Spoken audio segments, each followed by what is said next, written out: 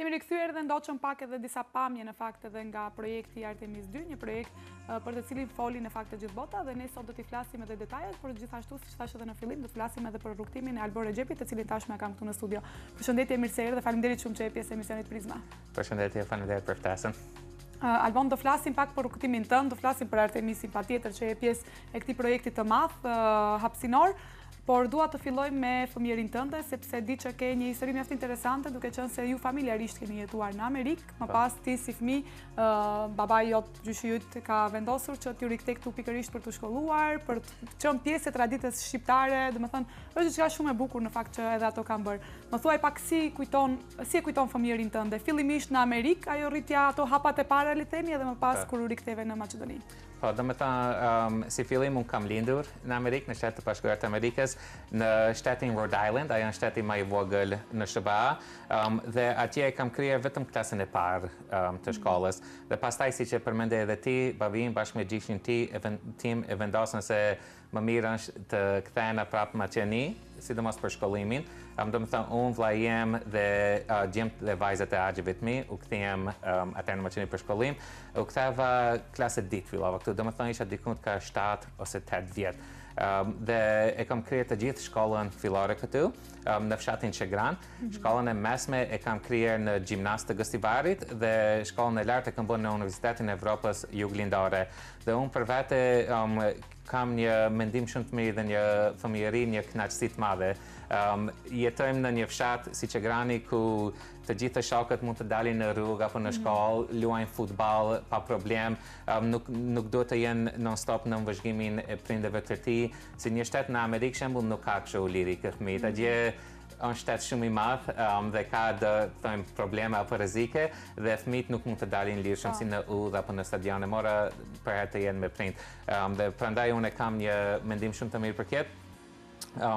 Mendoj se e kam kaluar shumë mirë fëmijërin, që edhe shtehen unë veti kam 2 djemt, janë 10 vjetë, njëri 4, dhe ai modi që 3 vjetë është në shkollë këtu, edhe ai në shkollën fillore atje në Çegran. Ai vogli pas një vjetës e ditë do të filloj edhe ai me shkollën. Përveç mie edhe vllai jem dhe gjimtë e agjëve të mi kam pranë fëmijët e tyre këtu në shkollën Maqedoni.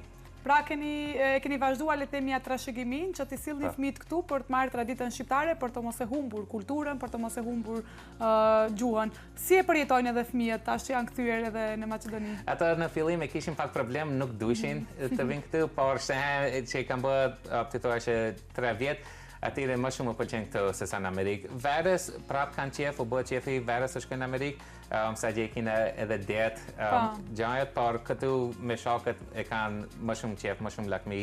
Dhe kur dëniherë u talem, nëse bëjnë dëni probleme, nëse nuk mësojnë ke shkalla, dhe thamë, mëso se dhe qëjnë në Amerikë, dhe ajo punon si motivim për ata, sa të u pëlqen me vërtet u pëlqen më shumë këtu.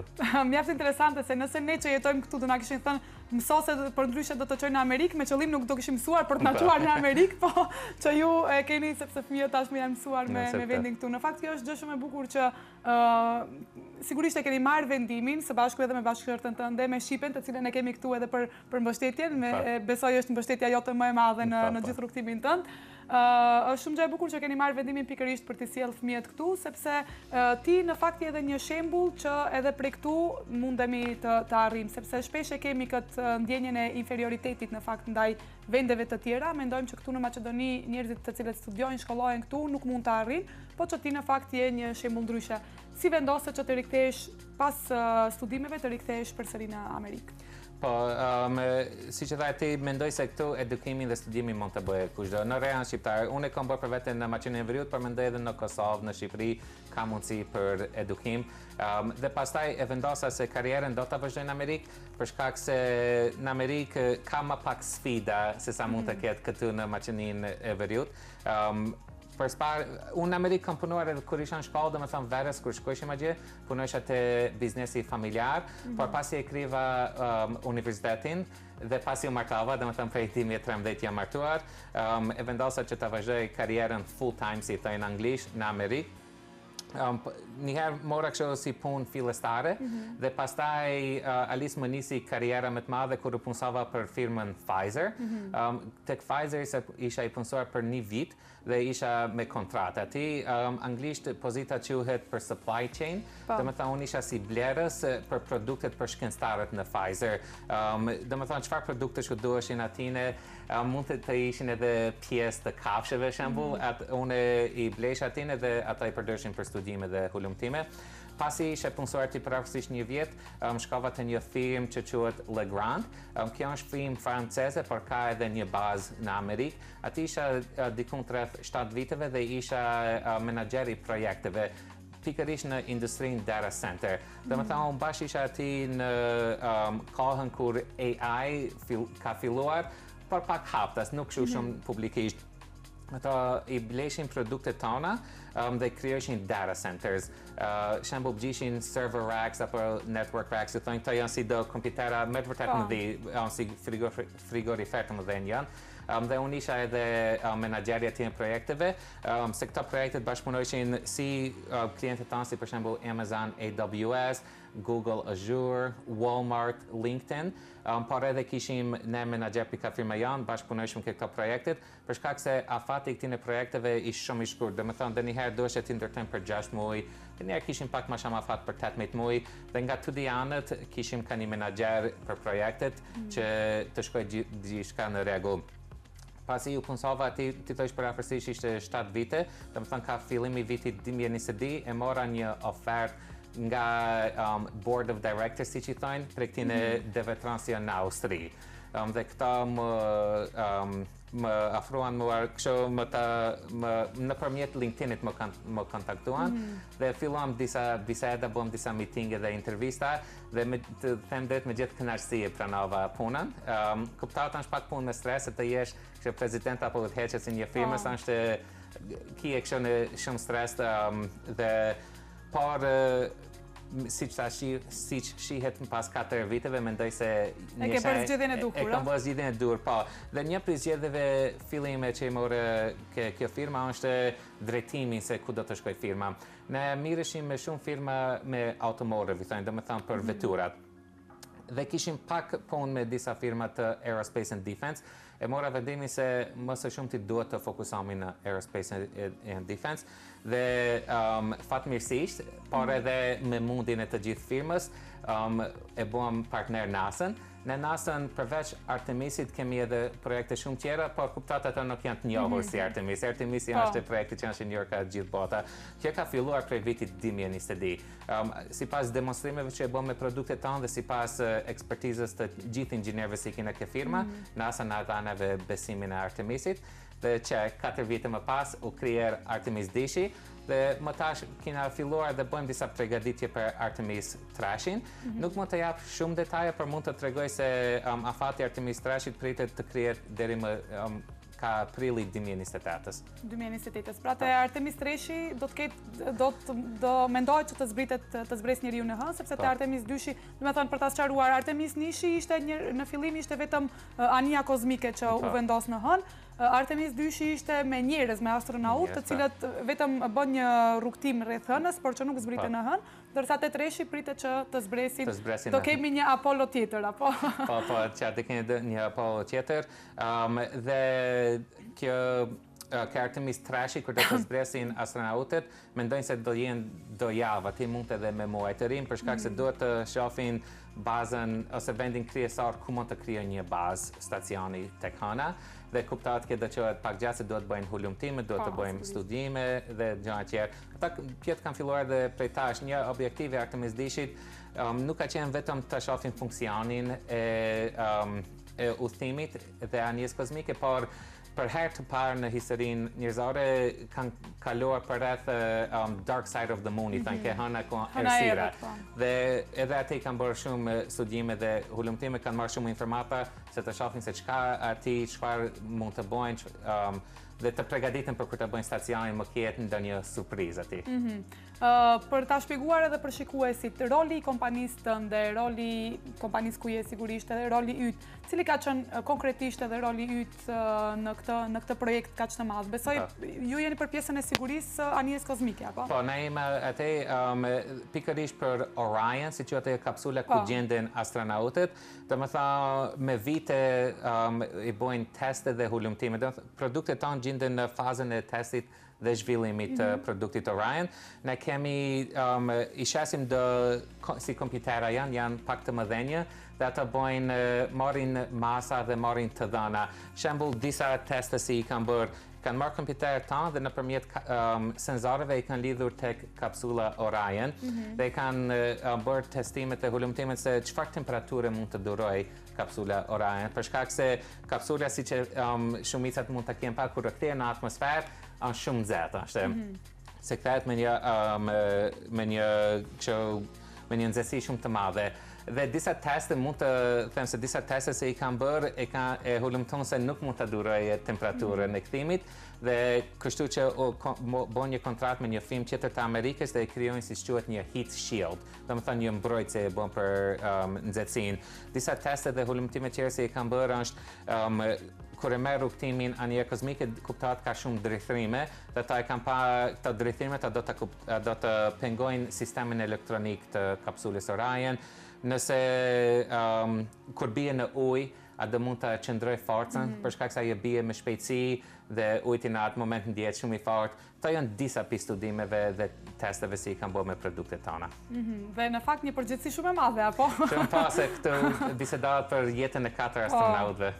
Po, një përgjithësi shumë e madhe, sepse, si thash, ka pasur edhe 4 astronautë dhe gjithë ajo përgjithësia në fakt ka rënë pikërisht edhe në kompaninë tuaj. Si ka qenë ai momenti i parë kur e pat lançimin, le të themi, ose shkuarjen në fillim kur u nis edhe anija kozmike, më pas edhe kur zbriti, sepse besoj edhe ju për ato 10 ditë keni qenë gjatë gjithë kohës si do kthehen, kur do kthehen. Kemi pas stres. Atë ditë edhe launch, si i thonë, kishim shumë stres, për shkak se ata kishin dhënë një afat kur mendojnë se mund të filloj rrugtimi, por edhe ditën e fundit ende janë të bërë teste.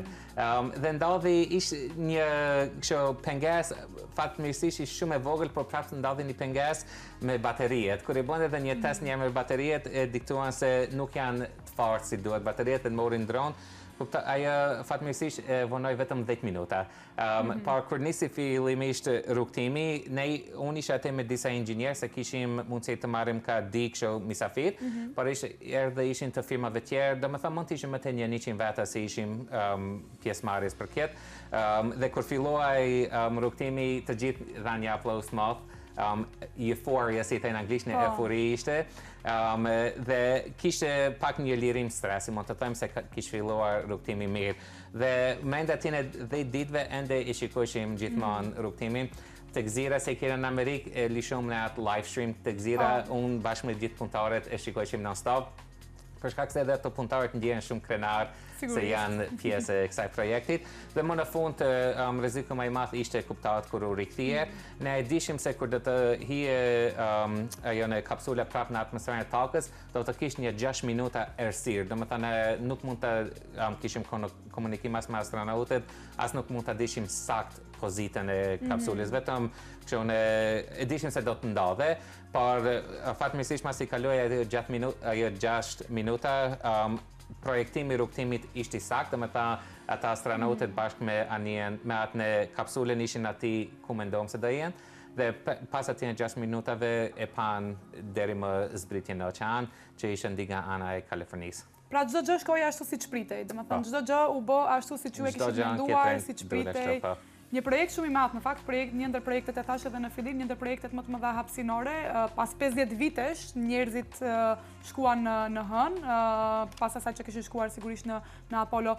Si ka qenë momenti, ose më mirë të të pyes, a e ke menduar kur ke shkuar në fillim, për shembull në Amerikë, ti pas studimeve këtu, shpërngulen në Amerikë, fillove me disa punë më të vogla fillimisht, e kishe menduar që do të arrish pikërisht në një projekt kaq të madh të historisë së njerëzimit? të tregoj drejt, edhe si fëmijë është e rëndë të ëndrojsh se do jesh në pjesë të NASA-s. Kur je fëmijë ke shumë ëndra. Dhe unë për herë thësha, e din ti jem kështu business manager, shkencëtar, apo inxhiniera, çdo gjë, për kam pas ëndra të mëdha. Por tu rrit pak tu zhduk ata ëndrat dhe ishte edhe një befasi për mua kur e morëm këtë në programin e NASA-s, kur e morëm partnershipin, por unë mendoj se me edukim, mund t'ja dalish. Mund t'ja dalish. Dhe kur është vullneti, ajo dëshira për të arritur diçka? Duhet ta kesh vullnetin, po ka shumë sfida. Edhe unë në karrierën tim kam pas shumë sfida, por nuk jam dorëzo dhe u them edhe tjerëve mos dorëzoj pi sfidave, se ata janë vetëm një mësim gjatë gjithë rrugtimit të karrierës. Sigurisht, se nëse dorëzohemi aq lehtë, nuk mundemi asnjëherë të arrijmë. E përmenda edhe më herët e folëm që domethënë ti je një shembull se si një person i cili ka jetuar në Maqedoni, është shkolluar në Maqedoni, mund të arrijë deri te NASA, sepse dihet që projektet e NASA-s janë projektet më të mëdha hapësinore që bëhen.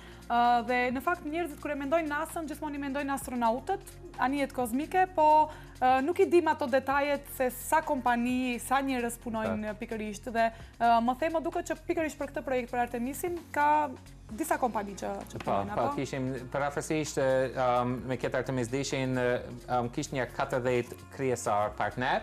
Kuptohet më pak këto partnerët i kanë subcontractors, domethënë partnerë të tjerë siç ne, edhe ne kemi partnerë të tjerë si mund të na ndihmojnë me diçka, por kryesisht kishte edhe një 40 që morën me këtë projektin. Pra janë disa njerëz, janë disa kompani që merren me këtë projekt. Keni filluar përgatitjet për Artemis 3-shin? Keni filluar tashmë punën edhe për kemi pas pak bisedime, ende ata janë të i krijer këtë si i thojnë post-launch, i thojnë anglisht, dhe me thonë edhe astronautët shkojnë në për gazetat në Amerikë, në për lajmit në Amerikë, bojnë edhe me krijetarën e Amerikës, me krijetarën e Kanadës, për shkak se këtë rejnë edhe një prej astronautëve ish prej Kanade.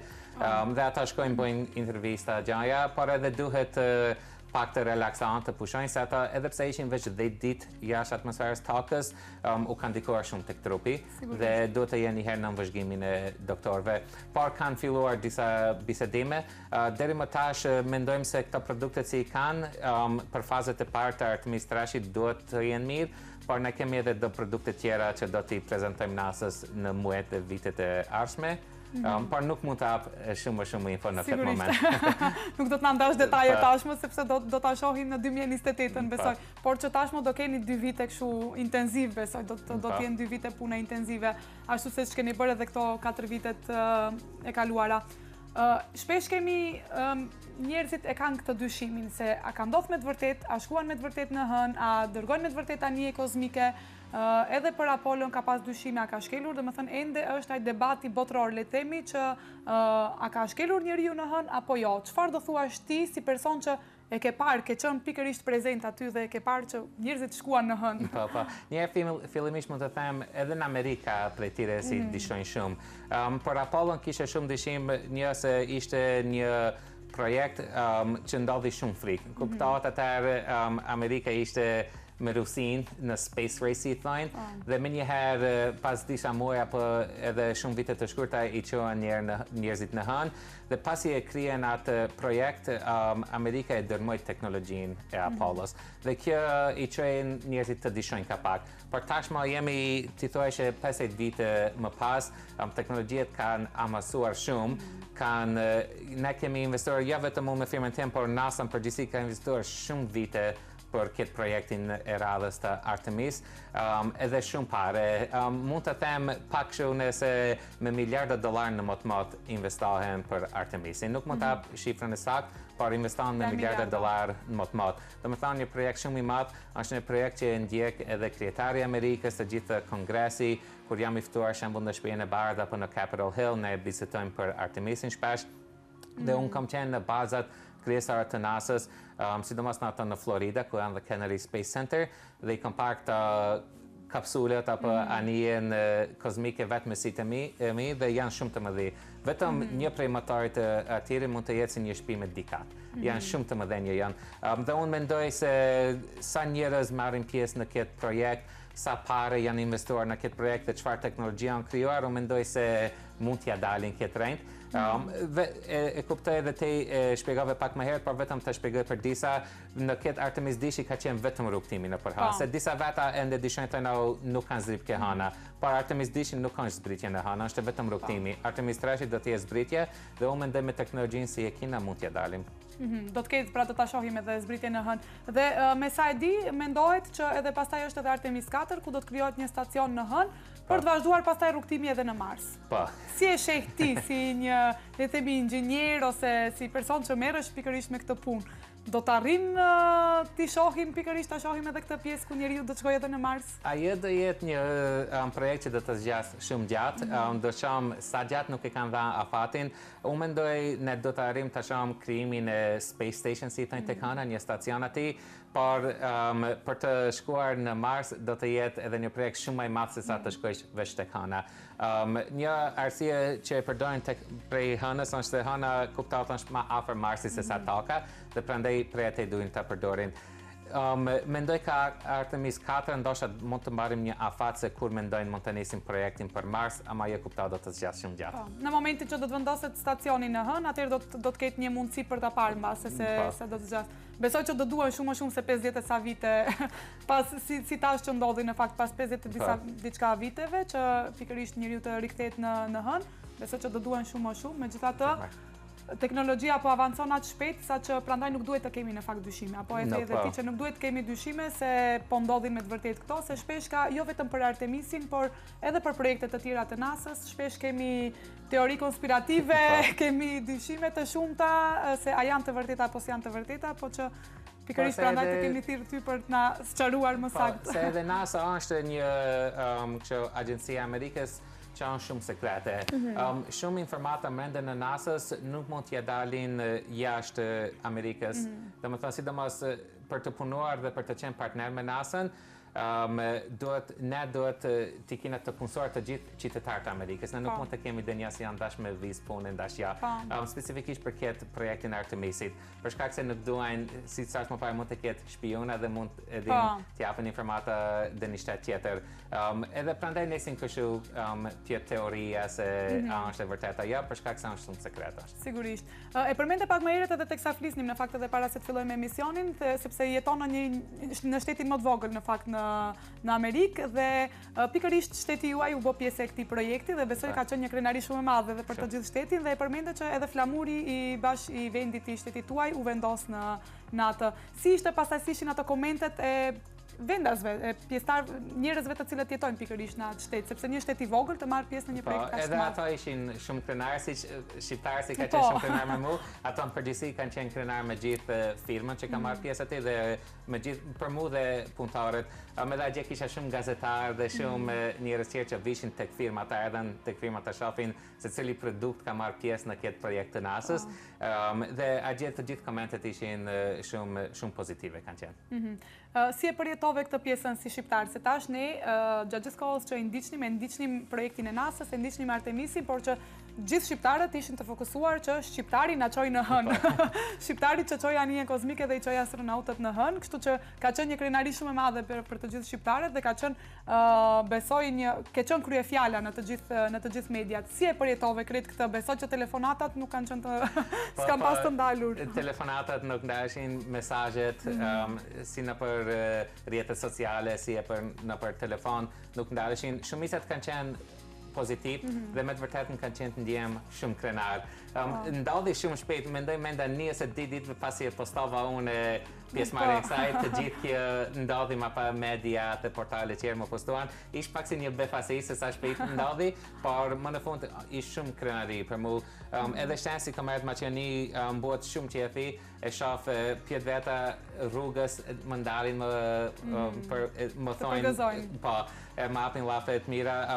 Edhe fëmijët, edhin nuk duhet va preshi qeve fëmijëve, por e fëmijët duhet ndalin atë bëjnë dhe një foto, atë bëjnë dhe një pjetje, dhe nuk duhet va presh qefin atine, por me të vërtet më ndjem shumë mirë dhe shumë krenar. Shumë interesant, sepse me njëherë, dhe më thënë, atë shpejt ka përparuar, ja prap po flasim të teknologjia, ka përparuar atë shumë shpejt teknologjia, sa që me një postim, mjafton vetëm një person të shoh dhe më pas shpërthejnë në të gjitha mediat. Tash ke ardhur në pushim, po besoj se të kanë lënë rahat, si që të lashe dhe unë që të thira sot këtu, besoj që të kanë lënë rahat edhe mediat.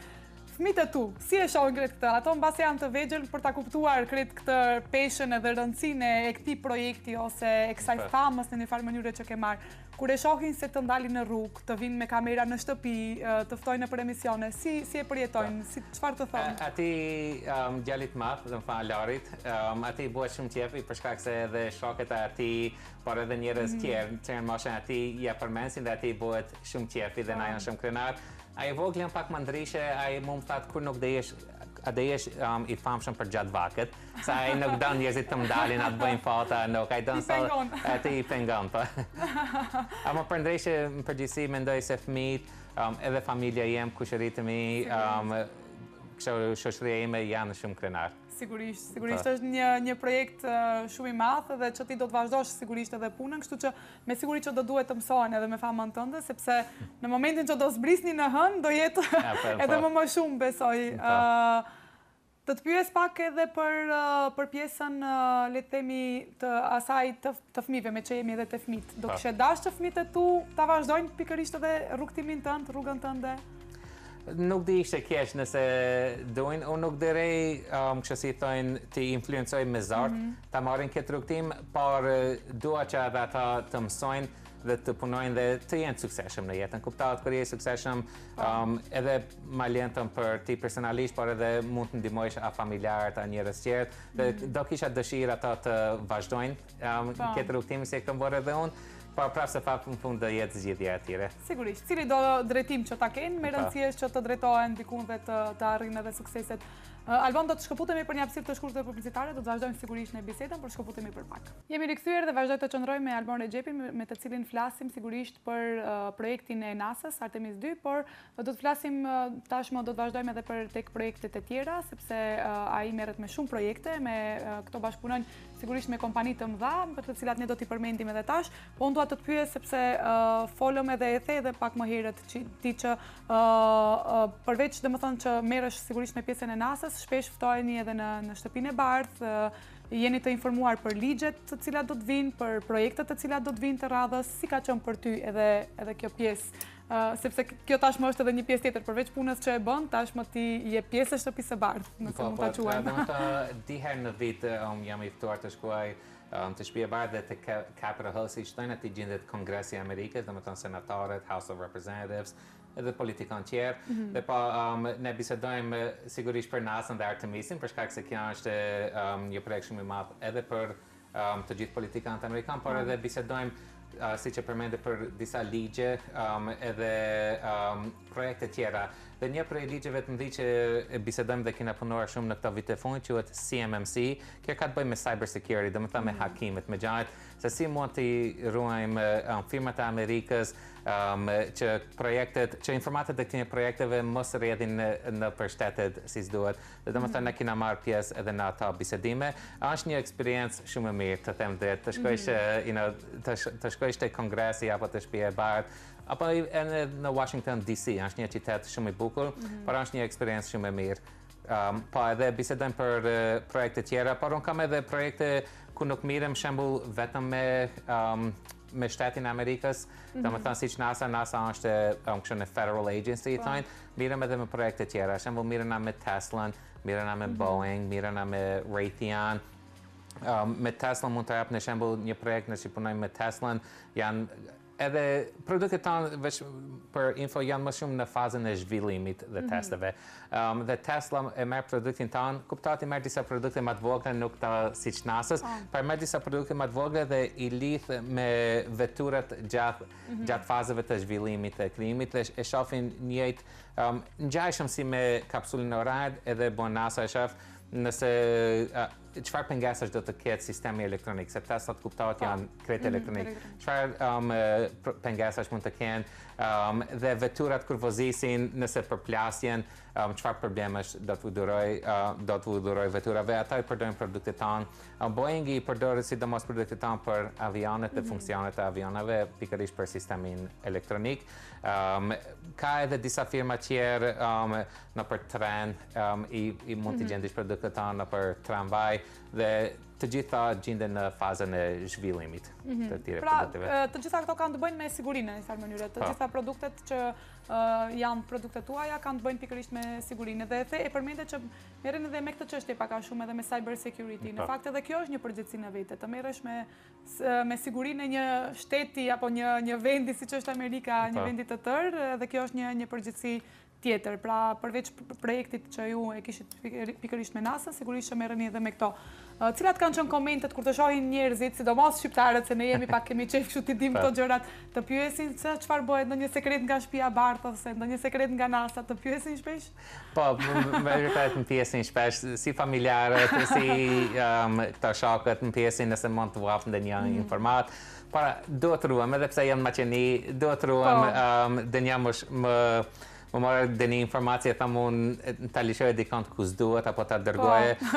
Por edhe të gjithë apin komente, shembull, ende një nëse nuk njef pash, më shef nga si varmë thatë a ishe të aj që grajnë si shkave ke hana.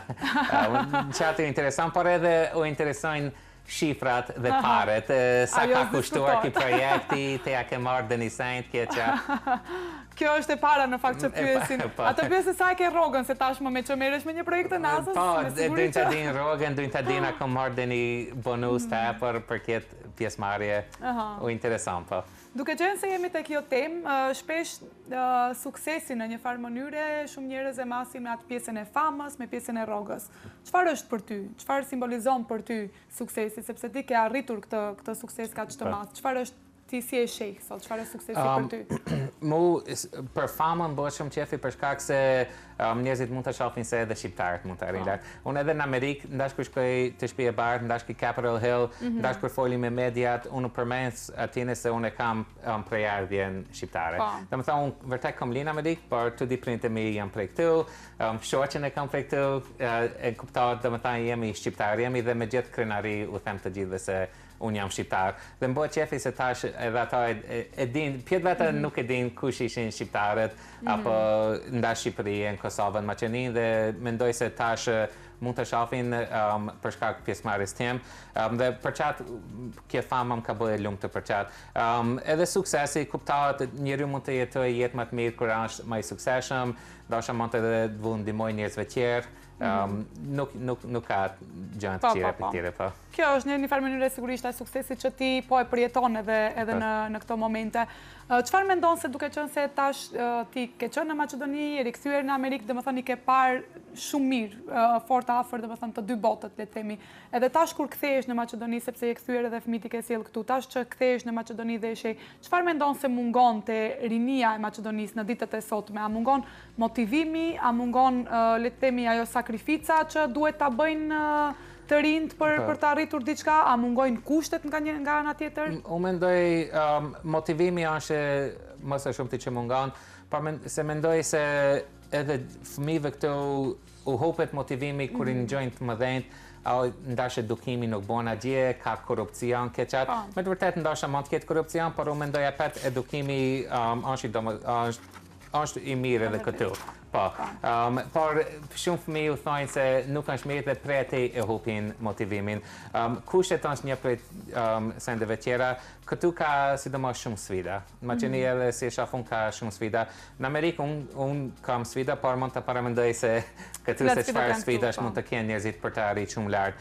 Por mendoj se me vullnet, me mund t'ia dalin. Sigurisht që mundet të bëjnë ashtu si që ke bërë edhe ti dhe mund t'ja bëjnë edhe të tjerët. Cilë do t'ishte një mesazh për të rinjt, duke qenë tash në pozicionin që je, në pozitën që je, një mesazh për të rinjt të cilët e kanë ëndër, sepse shumë të rinë e kanë ëndër NASA-n dhe krejt këto projektet hapësinore, le themi. Edhe unë vetë si e vogël, gjithmonë kam thënë mbase do bëhem astronaute, sepse gjithmonë i shohim me mos besim ndonjëherë i shohim këto projektet. E mendojmë sikur e shohim në televizor, por nuk është shumë e kapshme për ne. Ajo që e përmendëm edhe pak më herët që njerëzit ende nuk e besojnë që kemi arrit deri në atë pikë për të zbritur në hënë. Megjithatë, teknologjia, siç tham, ka përparuar shumë. Cili do të ishte një mesazh yt pikërisht për këto njerëz që synojnë, e shohin këtë botë, le të themi, duan ta prekin këtë botë?